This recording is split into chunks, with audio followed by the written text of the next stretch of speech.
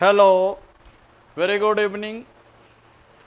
तो ये हमारा भाई नेक्स्ट 30 नंबर का वीडियो है हिस्ट्री का, और इसमें आप देख रहे होंगे डीपी के पॉइंट ऑफ व्यू से काफ़ी अच्छे क्वेश्चन है अगेन, ठीक।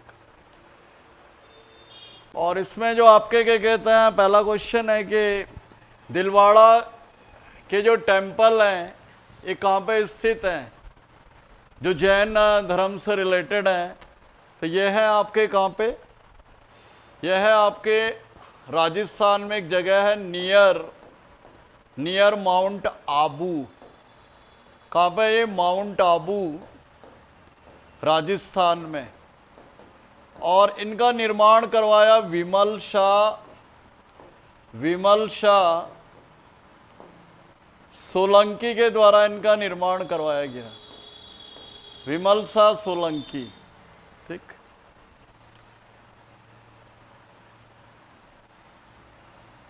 नेक्स्ट क्वेश्चन है कि चालुक्य शासक पुलकेशिन की हर्ष पे विजय किस वर्ष हुई थी। तो ये हुई थी आपके 618 ईस्वी में, ठीक।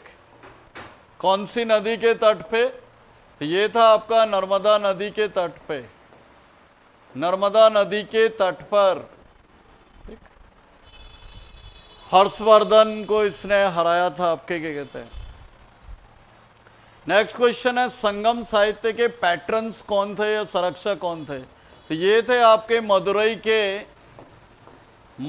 के पांड्य शासक,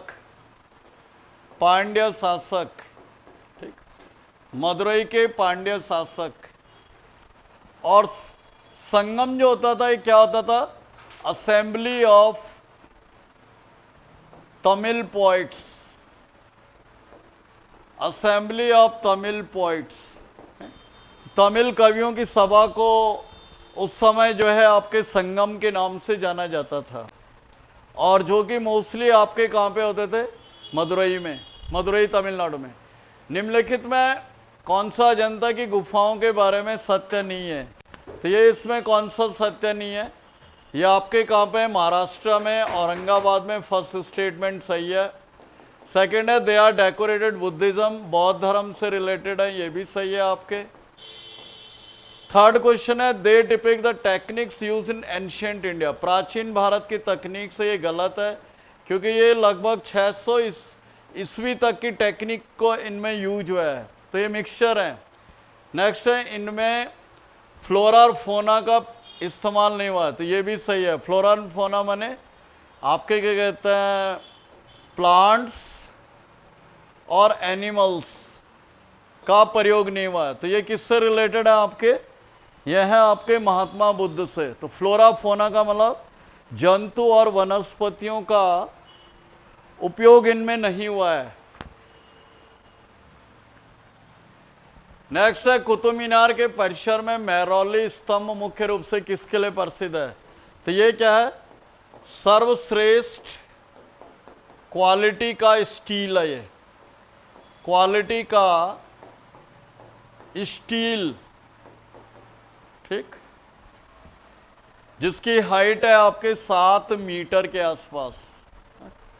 और इसका जो निर्माण है वो किसने करवाया था, आपके चंद्रगुप्त सेकंड या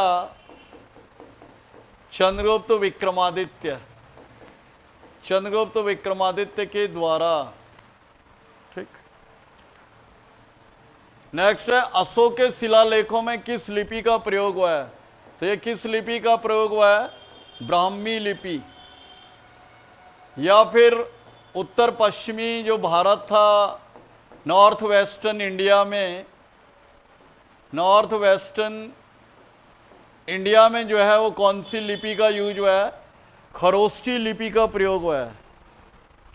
तो कई बार एग्जाम में आता है कि अशोक की जो लिपि है, जो आपके क्या कहते हैं ब्राह्मी लिपि है, इसका जो आपके क्या कहते हैं, इसकी जो खोज है वो किसने की। तो इसकी जो खोज की 1837 में जेम्स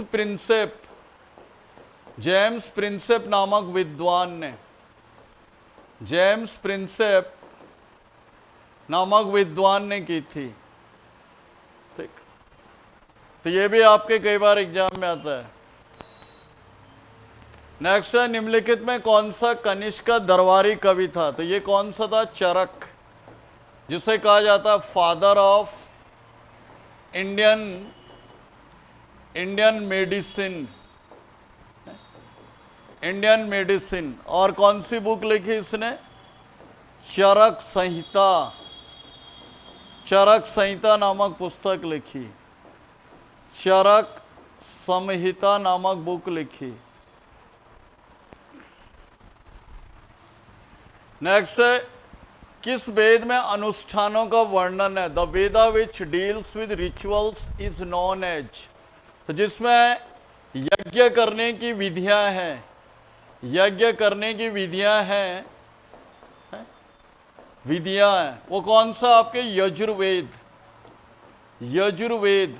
और ये किसमें? आपके गद्य और पद्य दोनों में। ये गद्य और पद्य माने prose and poetry, both forms में, ये दोनों रूपों में ये। ठीक।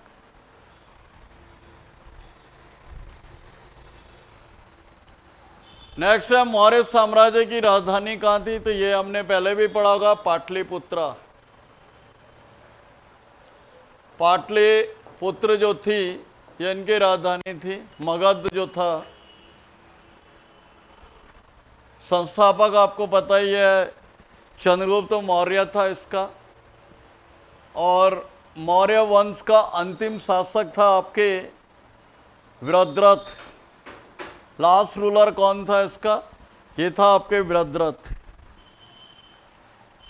नेक्स्ट है, चोल काल में निर्मित बृहदेश्वर मंदिर कहाँ स्थित है? तो ये भी हमने पहले पढ़ा हुआ है। तो यह है आपके तंजावुर, तंजावुर तमिलनाडु में। और इसका निर्माण करवाया था राजराज चोल ने। राजराज चोल ने कब पूरा हुआ था ये टेम्पल? 1010 एडी, एडी माने ईस्वी में, 1010 ईस्वी में ये आपके क्या कहते हैं, मंदिर जो है आपके कंप्लीट हुआ है। और साउथ इंडिया का दक्षिण भारत का हाईएस्ट टेम्पल है ये, सबसे ऊंचा मंदिर है ये, हाईएस्ट टेम्पल। ठीक, 58 मीटर इसकी हाइट है, ये भी ध्यान रखें, कई बार आ जाता है। नेक्स्ट है, निम्नलिखित में कौन सा संस्कृत भाषा का पहला व्याकरणविद था? तो ये कौन था? आपके पाणिनि। पाणिनि, इसने कौन सी बुक लिखी थी? आपके अष्टाध्यायी, अष्टाध्यायी नामक पुस्तक लिखी थी पाणिनि ने, जो कि संस्कृत व्याकरण की फर्स्ट बुक मानी जाती है। एक इसमें ऑप्शन है आपके कलहण। कलहण जो है इसने कौन सी बुक लिखी? राजतरंगिणी, राजतरंगिणी, जो कि आपके क्या कहते हैं, किससे रिलेटेड है? कश्मीर के इतिहास पर, हिस्ट्री ऑफ कश्मीर से रिलेटेड है राजतरंगिणी, जो कलहण ने लिखी थी। कालिदास आपको पता है किसका दरबारी कवि था? Kalidas was the court poet of Chandragupta second या विक्रमादित्य। और कालिदास की नगरी कौन सी हो गई? उज्जैन। तो कालिदास की नगरी हो गई उज्जैन। इसकी पत्नी का नाम पूछ लेता कई बार, पत्नी ये थे आपके विद्योतमा।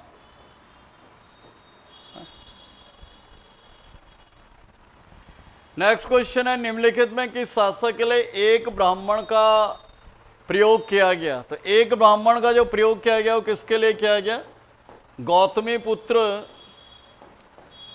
पुत्र शातकर्णी, शातकर्णी।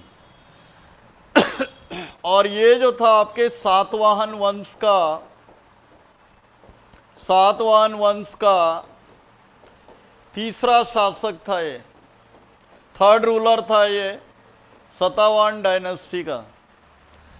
देखो, एक ब्राह्मण का मतलब होता है ओनली प्रोटेक्टर ऑफ ब्राह्मण्स। ठीक, मतलब हिंदी में इसका मतलब क्या हो गया? ब्राह्मणों की रक्षा करने वाला एकमात्र शासक था ये। है? और इसी गौतमी पुत्र शतकर्णी के कारण ये जो आपके क्या कहते हैं सातवाहन वंश था, ये किस तरह का वंश कहलाता है? मात्र सत्तात्मक वंश। ठीक, मैंने इसका जो नाम था वो इसकी माता के नाम से भी जुड़ा हुआ था, गौतमी पुत्र। मात्र सत्तात्मक जिसे कहा जाता है मैट्रियार्कियल डायनेस्टी। ठीक,